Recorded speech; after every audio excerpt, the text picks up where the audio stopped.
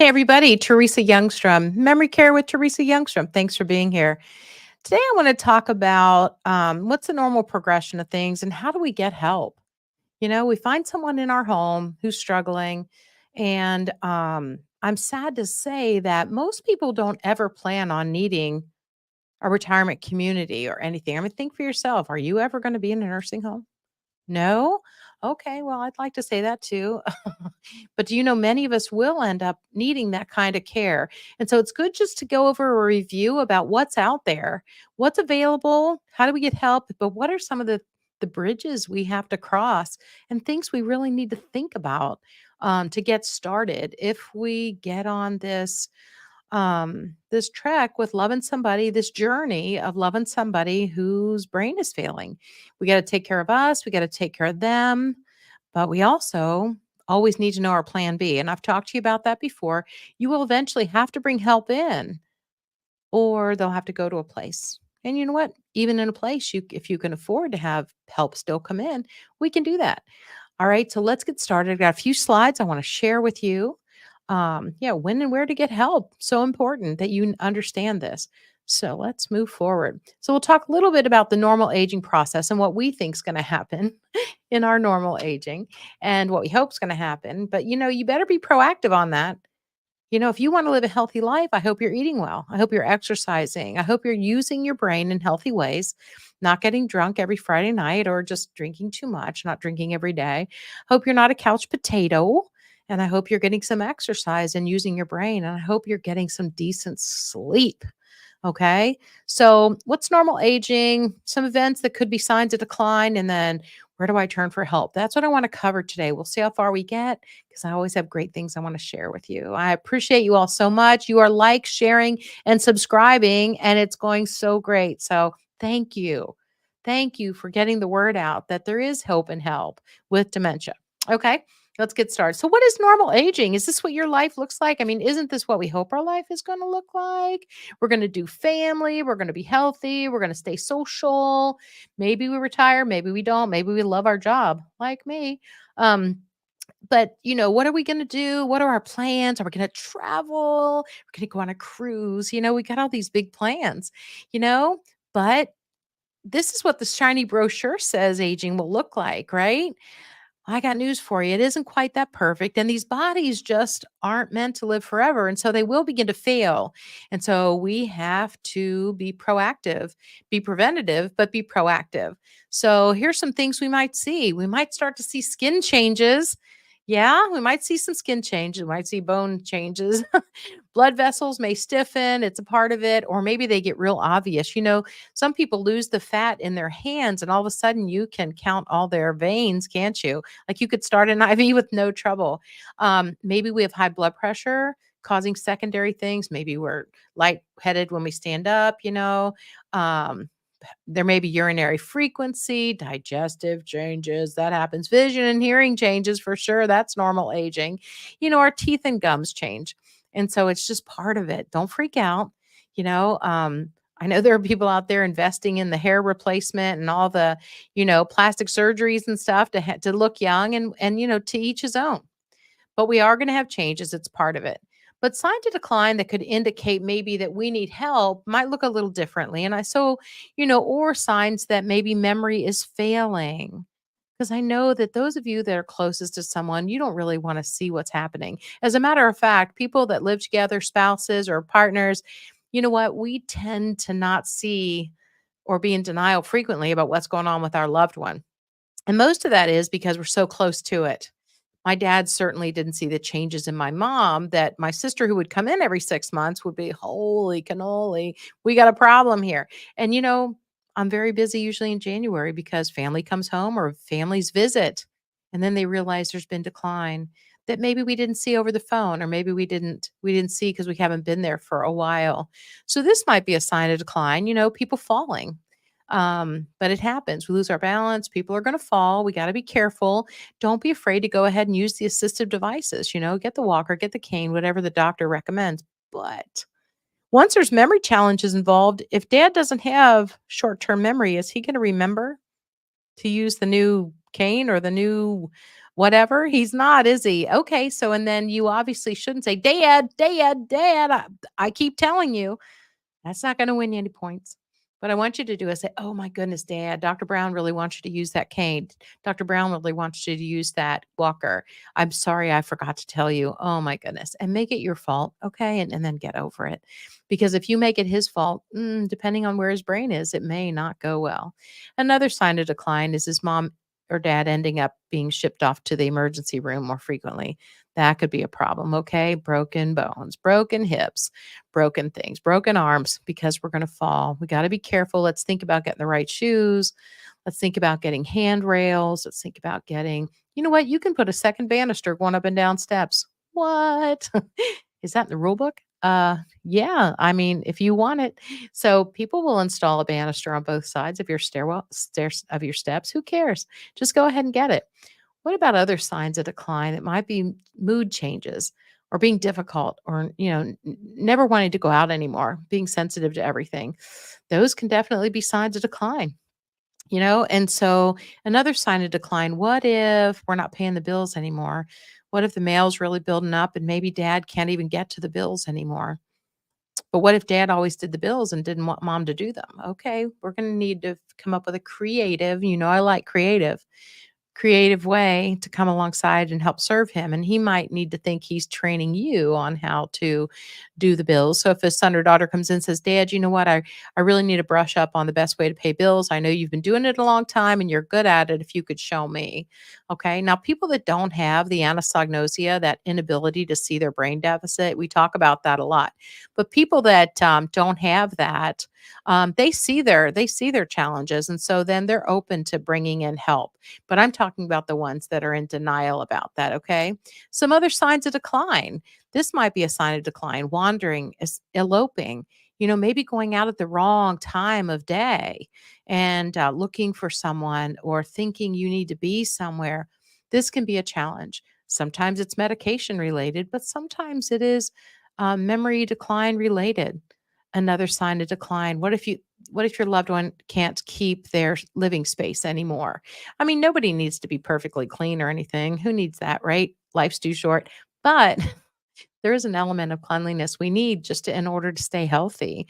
And honestly, if we don't have a pathway, I mean, I did a lot of home care over the years, and I would just tell them the house doesn't have to be spick and span, but with this situation, it's fall risk every day because everything's 2 feet deep and you're stepping over, 2-liter bottles and newspapers are sliding out from under you.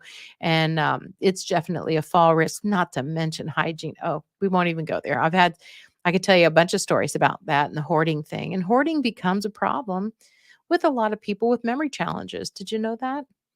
Because my brain isn't working right and I'm thinking I have to hang on to everything I have and I save everything. And it also can be what what generation you grew up in. Listen, people that grew up during really hard times during the war days, people that are late 80s, early 90s, maybe 100 right now, they lived through some really, really hard times. And they know you didn't throw away a thing and you could repurpose everything. And so that might be a reason that they're holding on to things. Um, Truth is, every person's symptoms will be a little different. All right. I think we're familiar with that. But what kind of help? I mean, let's start with those advanced directives. What does that mean? Well, everybody should have a living will. Everybody should have powers of attorney. Powers of attorney.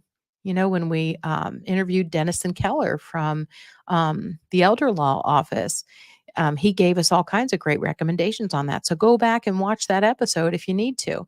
But advanced directives are really important, but it's important that they're notarized. You know what? I know you can get the drugstore brand of these kind of things, but I'm not sure they're going to have all the great information that taking this through an elder law attorney would have for you. It's better than nothing, absolutely. But I'm telling you that you need to have the paperwork done prior to losing your memory, too. So, why can't you do that now? Why can't you, if you're, 30 years old and you've got kids, why can't you do that now? Make someone else your power of attorney and then change it over the years because people pass away, we lose contact with people, relationships change. That's okay. Or maybe new things, new paperwork comes out that we need on those powers of attorney. I learned a lot about that when I interviewed Dennis and Keller. So, where do we find help? Well, usually people want to stay at home. We want to keep it familiar. We want to stay at home. And so we might get help from family and friends, but we need to decide what they really need. I think there's more help around us than we recognize because I know growing up in the neighborhood where we live, we've watched some folks that were older than us and we've been able to help them. And now we've got folks that are younger than us and they're willing to help us. And that's really cool. So being good neighbors is important, and you might be able to find help that way. Family members, another great source of how to stay at home and still be able to do what you need. Because maybe you're driving, maybe you're not. Maybe you're able to get your groceries, maybe you're not. So, what kind of help do we need? So, frequently, we might need help paying the bills, especially if we're starting to get to the point where we're losing our cognition a little bit. Maybe we're not remembering to pay the bills, but that can be done by a family member if the person's agreeable. But you can also hire services to do that and have some people don't want family members seeing their bills, seeing, their credit card bill and everything. So I think sometimes they want someone else hired in. So go with whatever your situation is, let's just do that. Grocery shopping, meal prep, housekeeping. There are plenty of home care companies out there that can help you with this. Or maybe find out from your local senior organization in your community, do they offer anything? Do they offer volunteers that come out once a week, once a month, even? If you had somebody to help you once a month, there are things you could have done. Okay. So, housekeeping things, laundry things, pet care, transportation needs, these are things that you can hire out. But sometimes these needs are going to be too great, and we need to think about the relationship. Maybe that relationship isn't great. And so we need to take it a step further and find more help. I had a gentleman contact me yesterday. Mom's fallen now. She's been in independent living, but probably we need to look for next stage because you know what? She's also not managing her diabetes well. Well, that's important. So if that's an issue, maybe we need to go be not in independent living, but maybe in assisted living. At that level, at assisted living, you can get help with meals and meds. All right. So we do need to ask the question though, your person, if they're living with dementia, are they willing to allow help to come in? Because sometimes we have to be creative with how we bring the help in. Let's look at a few things. Is the home safe? Are there grab bars? Are they on one level? Is there security system or cameras? Is it clean or hoarded? Is there great evidence that they need help? Are they alert and oriented? Do they know what day it is? And I don't think it's important to know the date all the time. My goodness, if you haven't worked in a few days, it's hard to know the date, but not a big deal. Do they have anosognosia, the inability to see their own disease? So do they not know that they're forgetful and they keep saying they've taken a shower or saying that they have paid their bills when things are still stacked up there and their hair doesn't look like they've washed it in a very long time? That isn't when we finger wag them down or argue, but that may be when we need to come alongside and bring some help in. Okay. Are they an elopement risk? I showed you a picture about that before where someone gets a wild hair that they need to get that turkey that's on sale for 29 cents a pound, but they don't realize it's 2:30 in the morning and they probably shouldn't go out at this time. It's dark and all of that. Are there cooking hazards? Are they burning things up? Frequently, we had a woman who lived in a high rise and she was getting a lot of complaints. The fire department would get dispatched every time one of the fire alarms went off in the building. And that was just the routine. And so she'd get chastised about burning stuff, and then the fire alarms were going off too much. So I showed up one day to see her, and she had fixed the situation. She had taped a container, a plastic container with duct tape onto the ceiling around the smoke detector because those people just keep calling. And I thought, oh my word, can you see a problem here? You can. Okay, so could I. I thought we gotta help that. Another situation might be how much money do they have? How much money do they have saved? In America, we're really blessed that we have Medicaid, and even if there's no money, we can figure out how to get care. But it is important to understand the money part, and hopefully they'll work with someone who, well, someone trustworthy that will manage their money well, but also somebody who can then have access to the money and we can, pay their bills in a proper way so we can get them into a good community. Sometimes we need long-term care insurance, more and more we're living longer. We got to figure that out because going into a community right now, if you went into assisted living, you're looking at paying somewhere 5,000 between, it could be $5,000 a month to $8,000 a month, depending on what part of town, what part of the country. It could be very, very, very expensive. And you know what? It only goes up from there. And so maybe we need long term care insurance. We should think about these things and plan ahead. Lots of services can be hired. We'll wrap up with this. And then another time we'll have to talk about what our options are. Where do we go?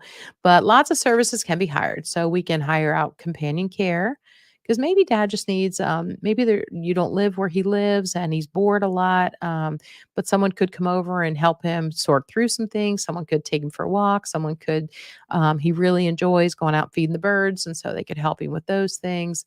Maybe they shovel the snow. Maybe he lives somewhere where he needs help with that.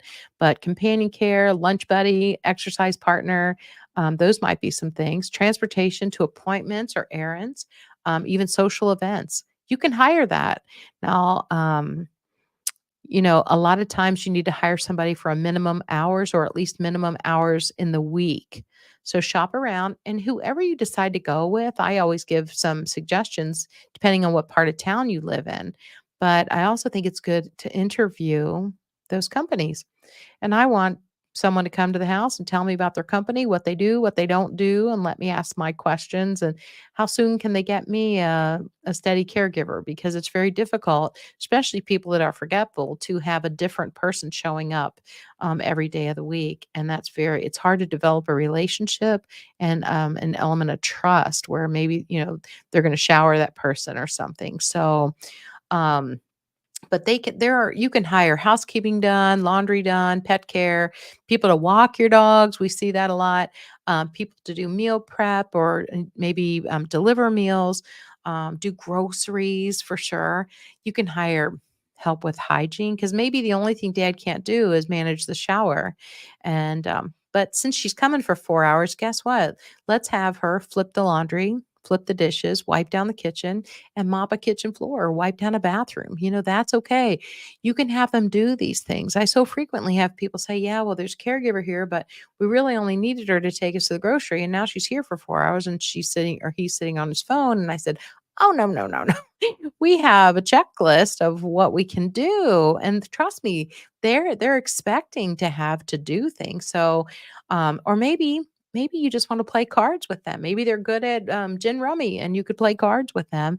And it still would be something that would be pleasant for your person. So think outside the box.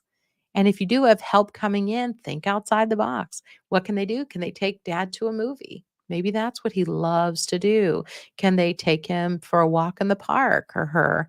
So there's hygiene, toileting, med reminders. Now, caregivers aren't really supposed to open up the medicine and those things.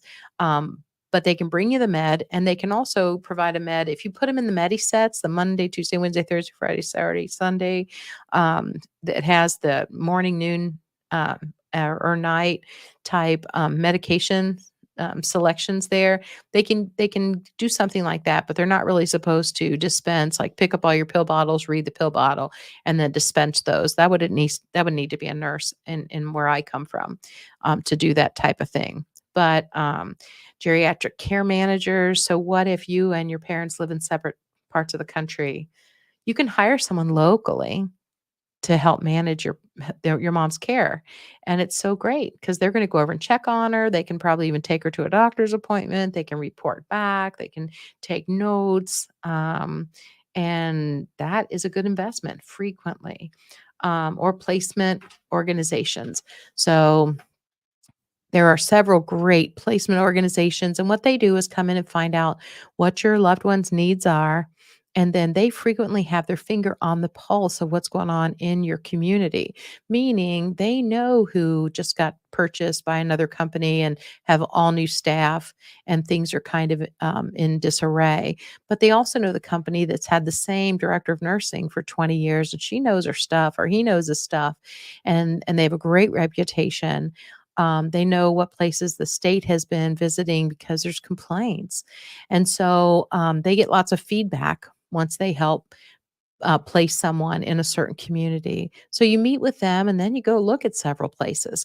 Like I said, they know the best places for your situation, location, dollar amounts, things like that. Do you need a place where they can eventually flip to Medicaid? That's important to know because I don't really want you to put mom in this part of town and then in a year or 6 months have to move her to a complete other part of town. More and more, we can even find Medicaid waiver beds, so even though mom isn't Medicaid now, she will be shortly. And depending on the rules of the location, maybe we fit into a scenario where we can get one of those rooms that are called Medicaid waiver beds, and mom won't have to change rooms when the money runs out. Wouldn't that be great? Because changing location is so hard on people, especially my people. My people is struggling with memory challenges and dementia. All right, guys. So I hope that was some great information for today. You need to know your plan B. I've told you before. So important. Even if things are going great in your situation right now, know your plan B because situations change, people fall, bones break, or mentally we decline, or we leave the building several times. And then we realize we need a more secure place to live. All right. Everybody's situation's different. And that's how I want to take care of you. Individualized with personal care. I'm Teresa Youngstrom with a better approach to memory care. This is Memory Care with Teresa Youngstrom. I hope that you will like, subscribe, and share. Keep in mind, you got this.